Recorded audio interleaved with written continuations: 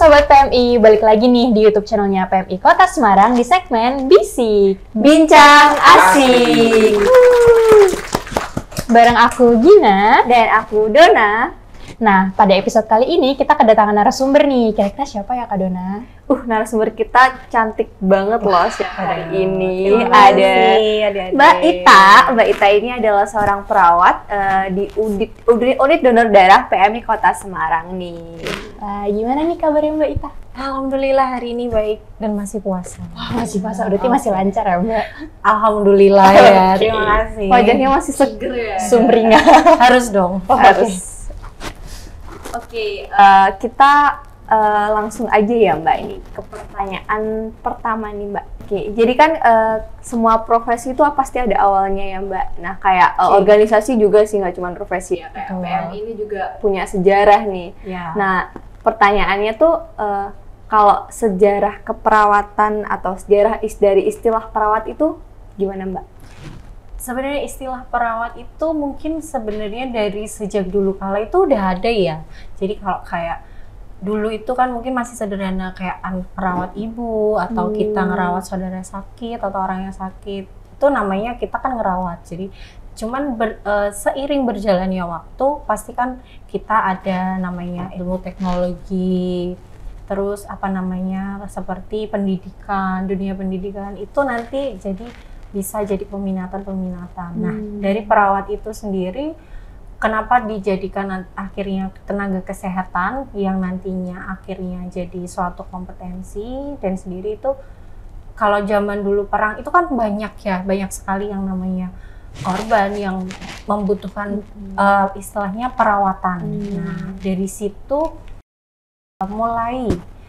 mulai ada semacam dibutuhkan tenaga untuk merawat kayak gitu. Nah, jadi dulu tuh mungkin karena namanya mungkin masih sukarela ya, jadi volunteer gitu, tenaga volunteer. Belum tenaga terdidik. Nah, karena berhubungan dengan nyawa manusia juga nih, terus ngerawat orang, kan kita perlu belajar kalau ngerawat orang tuh biar safety itu seperti apa, safety di orangnya, safety di kitanya. Jadi kita harus punya basic ilmu. Nah, jadi seiring perkembangan itu akhirnya jadilah istilahnya mungkin pendidikan yang dikhususkan ke merawat. Iya, jadi ke perawatan itu sendiri.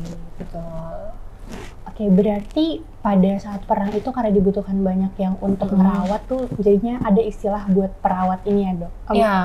Iya, dulu kan tenaga volunteer nih masih itu. Terus akhirnya mereka sendiri itu tenaga yang akhirnya dilatih. Tadinya di pelatihan, dilatih. Jadi setiap kota atau setiap daerah mempunyai suatu perhimpunan masing-masing. Nah, suatu perhimpunan masing-masing itu nanti jadi pas namanya dari perhimpunan itu sendiri itu nanti akan akhirnya dibikin untuk Kesekretariatan Nasional. Nah, yang sekarang dikenal dengan Persatuan Perawat Nasional Indonesia atau namanya PPNI.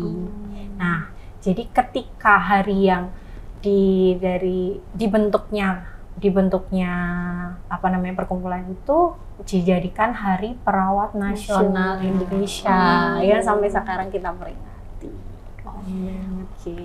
Hari Perawat Nasional itu di bulan ini ya Mbak kalau nggak salah tuh. Di bulan Maret, iya betul. Tanggal berapa nih Mbak? Tanggal 17 dong. Masa perawat tahu ya? Bahaya. Karena kita udah tahu nih sejarah perawat, sebenarnya kan kalau dulu masih volunteer kan belum ada tugas yang saklek ya Mbak pasti. Betul. Nah, kalau sekarang nih tugas perawat itu seperti apa sih Mbak? Biar teman-teman tuh pada tahu gitu. Pada tahu ya. Jadi perawat tuh nggak cuman taunya perawat orang sakit aja ya gitu, atau tenaga yang istilahnya disuruh ini disuruh itu gitu kan. Kadang masih ada yang menganggap sebagian seperti itu. Tapi sekarang sih udah enggak. Mungkin dulu karena kita itu masih jadi istilahnya satu atau general.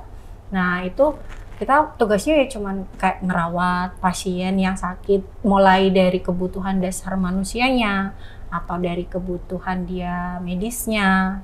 Ya, cuman kita yang perawat itu harus ada kompetensi, kita punya legalitas juga. Jadi kita nggak asal nih. Jadi kita tahu siapa yang mau kita rawat, terus dia tuh sakitnya apa, terus bagaimana cara kita merawat, itu harus disesuaikan semuanya. Jadi kan kita nggak asal gitu. Karena kan kita istilahnya kita juga dididik gitu loh, dididik. Jadi kalau menerapkan juga yang sesuai gitu. Jadi sekarang pun juga ada peminatan tentang bidang-bidang yang ada di medis. Jadi lebih ada subspesialisasinya juga. Jadi kayak perawatan gitu ya. Iya, betul. Wah, perawat juga punya nih spesialis sendiri. Iya, jadi profesi perawat itu jangan dianggap profesinya perawat kok di bawahnya ini. Ini enggak, kita juga bisa istilahnya explore lagi. Kita mau peminatan, mau subspesialisasi bisa. Berarti nggak cuma terbatas di perawat yang biasa di umum. Iya, dan itu kita dapat melalui istilahnya pelatihan kayak kompetensi, dan itu kan kita juga harus mengikuti. Nah, itu kita belajar lagi, istilahnya kita upgrade diri. Kita ketika mau ngerawat orang yang aku pengen di ruang operasi, ngerawat yang orang pasca bedah atau apa, ya kita bisa nanti di subspesialisasi itu kita mengikuti pelatihan perawatan OKA atau perawat anestesi gitu. Atau seperti dokter pun selain perawat umum, kita juga ada langsung ke perawatan gigi. Jadi itu sekolahnya dia langsung, nggak melalui perawatan umum gitu. Berarti perawat ini kan secara umum tuh merawat pasien yang bantu merawat, kayak bantu anestesi mungkin, atau perawatan gigi kayak. Iya, jadi asisten. Nah, itu kan perawat yang kayak di rumah sakit atau di klinik gitu. Nah, kan Mbak ini ada di UDD, unit donor darah. Iya, betul ya. Tugasnya masih beda dong. Oh pasti, kalau untuk segi job desk atau pekerjaan yang ada itu pasti beda. Karena kalau di rumah sakit itu lebih kompleks, bagiannya lebih macam-macam, tergantung dari di rumah sakit. Kalau di ODD atau di PMI sendiri itu lebih ke istilahnya pelayanan pasien yang tidak langsung. Jadi kan kita kayak kalau di PMI itu ada BP atau Balai Pengobatan Umum. Yang kedua di unit donor darah itu yang biasanya kalau kita tempat berdonor sama untuk pelayanan pasien yang membutuhkan darah, itu juga kita ada rekrutmen tenaganya itu sebagian besar adalah perawat. Ya, jadi kalau di BP itu sama kita merawat orang yang datang, yang sakit, jadi kita meriksa anamnesa, jadi atau mungkin pemberian obat sesuai dengan advis dokter. Kita kan kalau di klinik kolaborasi sama dokter ya harusnya sama. Di UDD pun juga seperti itu. Kalau di UDD lebih difokuskan untuk kegiatan mobile unit pencarian darah atau di loket pelayanan pasien itu. Jadi kan kita tahu nih, pasien dengan diagnosa ini, jadi nanti kebutuhannya pasiennya ini. Jadi kita tahu gitu. Oh, berarti kan tadi disebutnya kompleks banget ya ternyata tugasnya, nggak cuma sekedar ngerawat pasien doang gitu ya. Nah, karena kekompleksannya itu tuh jadi saya tuh jadi kepo gitu loh, Mbak. Kayak kenapa Mbak Ita pengen jadi perawat gitu? Aduh, kalau perawat iya ya, banyak sih yang sering yang bertanya-tanya, kenapa sih kok mau jadi perawat gitu loh. Satu, kalau dari aku sendiri ya pribadi dulu tuh kayak dorongan hati gitu loh. Karena kan ketika ayah sakit dulu kita nggak bisa ngerawat. Nah, makanya kita pengen merawat dengan membalasnya merawat orang lain gitu. Nah, yang kedua itu bisa aja sekarang kan ilmu perawat itu berkembang banyak, jadi lahan pekerjaan juga luas.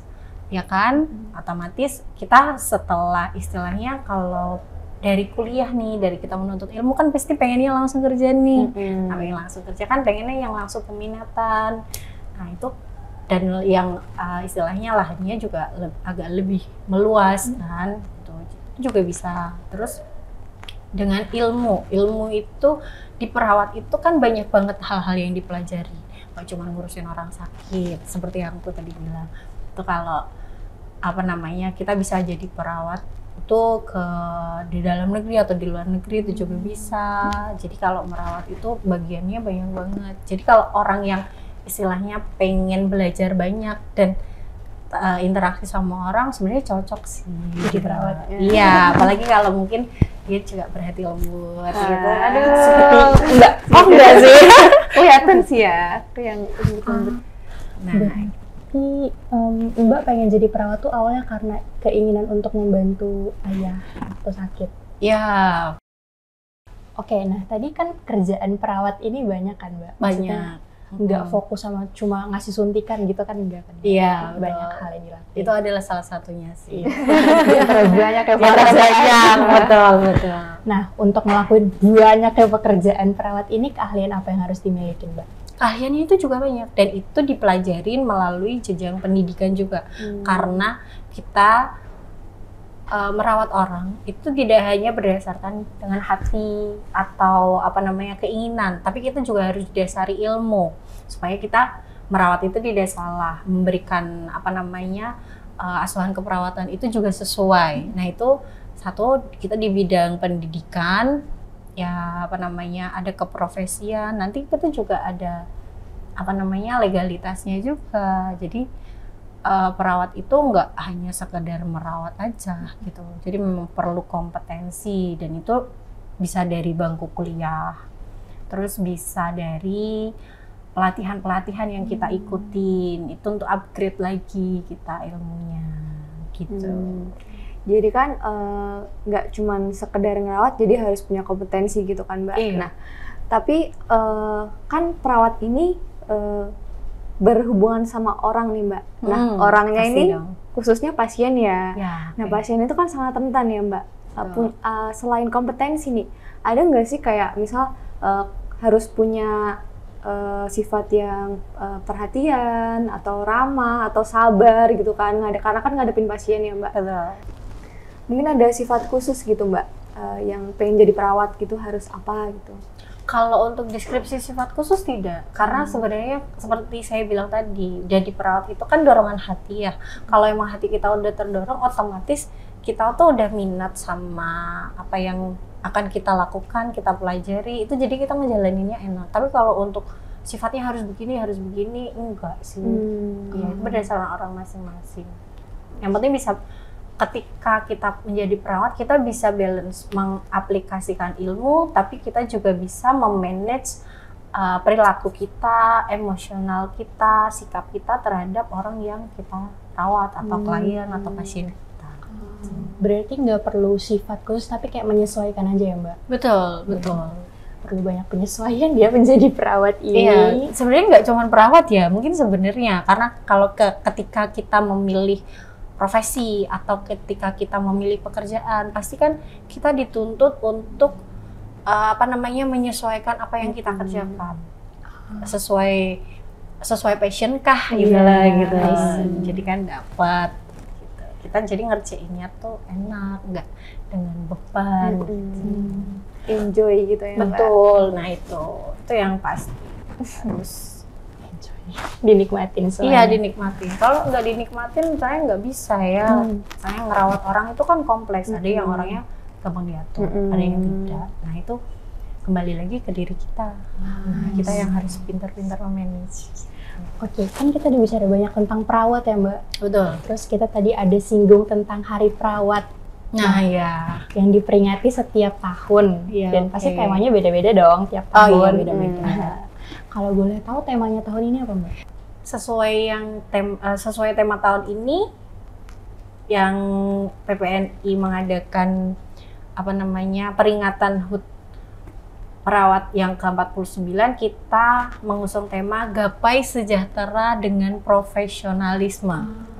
Gapai Gapai sejahtera. sejahtera dengan profesionalisme. Nah, seperti yang saya singgung kan, profesi perawat atau perawat itu adalah suatu profesi. Jadi dia jelas ada aturannya, legalitas, terus untuk kompetensi. Jadi ngerawat orang itu kita perlu ilmu atau basic ilmu, nggak hanya asal ngerawat. Nah, kita pengen mencapai kesejahteraan itu, kita pengen mensejahterakan atau menyehatkan orang-orang yang sakit dengan apa yang kita punya, tapi sesuai dengan profesi kita. Jadi sesuai job desk. Jadi kita ada aturan-aturan dan itu tidak kita lakukan, tidak boleh menyimpang dari itu juga. Oke, keren banget sih tahun ini ya. Oh, berarti temanya itu sekalian buat reminder untuk selalu profesional dalam ngelakuin pekerjaan. Betul. Jadi kita bukan hanya terlatih, tapi kita juga perawat itu profesi yang istilahnya juga diakuin gitu kan. Walaupun pekerjaan kita itu adalah merawat orang, tapi kan yang namanya merawat itu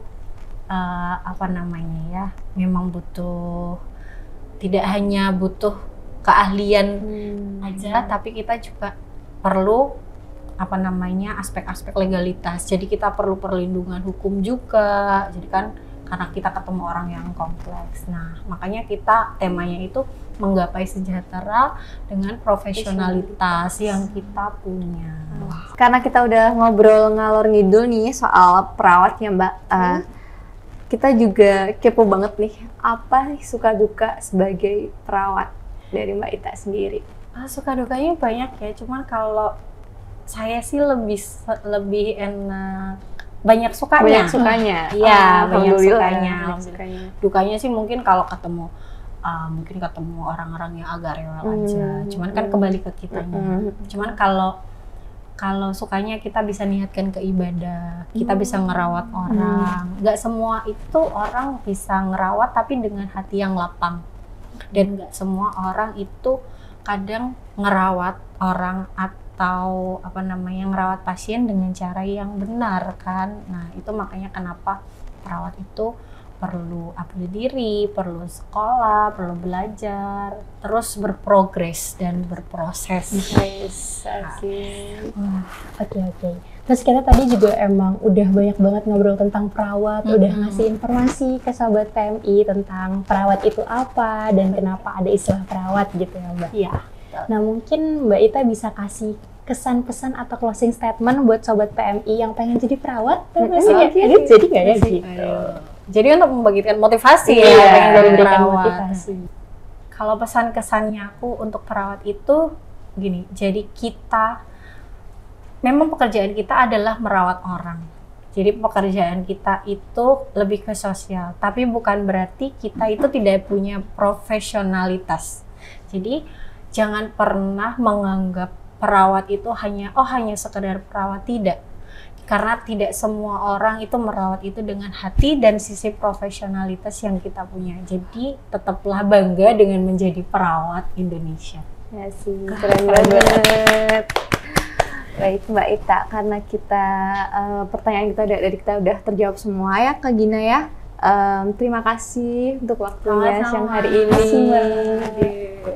Terus semoga puasanya lancar-lancar terus. Amin. Semoga kita diberi kelancaran semuanya. Oke.